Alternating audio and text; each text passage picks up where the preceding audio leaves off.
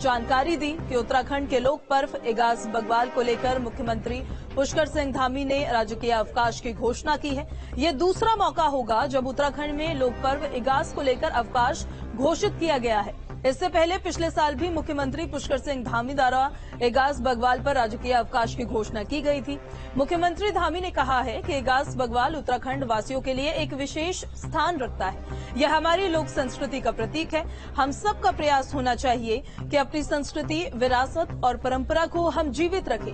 नई पीढ़ी हमारी लोक संस्कृति और पारंपरिक त्योहारों से जुड़ी रहे, यही हमारा उद्देश्य है। तो सीएम पुष्कर सिंह धामी ने ट्वीट के जरिए ये जानकारी दी है कि इगास बग्वाल के दिन सरकारी छुट्टी रहेगी। ये ट्वीट की तस्वीर भी हम आपको दिखा रहे हैं। इगास बग्वाल पर अब सरकारी छुट्टी होगी। उत्तराखंड में इगास बग्वाल पर सरकारी छुट्टी का ऐलान किया गया है। राज्यसभा सांसद अनिल बलूनी की मुहिम रंग लाती हुई नजर आई है। सीएम ने ट्वीट के माध्यम से ये जानकारी दी।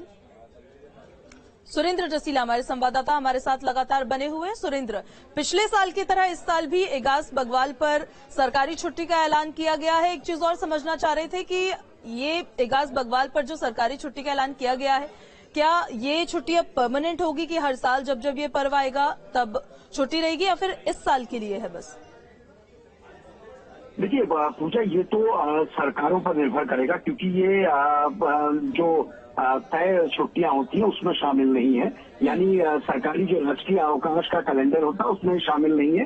ये लोक पर्व का अवकाश है जिसे सरकारें जिस पर फैसला लेंगी। जैसे उत्तराखंड में अगर बात करूं तो हमने देखा है छठी की जब छठी मैया की पूजा होती है तो उस वक्त भी छुट्टी होती है, और पूर्व की सरकारों ने करवा चौथ में भी छुट्टी दी है। लेकिन पिछले 2 साल से प्रदेश में इगास बग्वाल, जिसे कुमाऊं में बूढ़ी दिवाली कहा जाता है और गढ़वाल में इसे इगास का पर्व कहा जाता है, इस पर छुट्टी मिल रही है।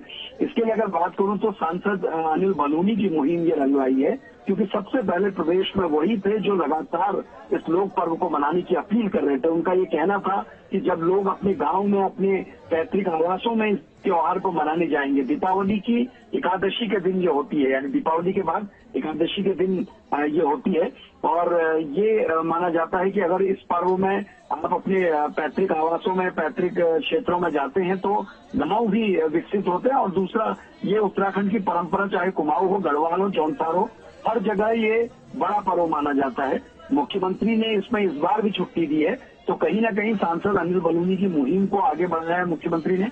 और दूसरा, मुख्यमंत्री ने खुद ये कहा है कि हमें हमारे लोक पर्वों को भी मनाना होगा, और अगर ऐसा करते हैं तो पहाड़ों पर पलायन भी खत्म होगा।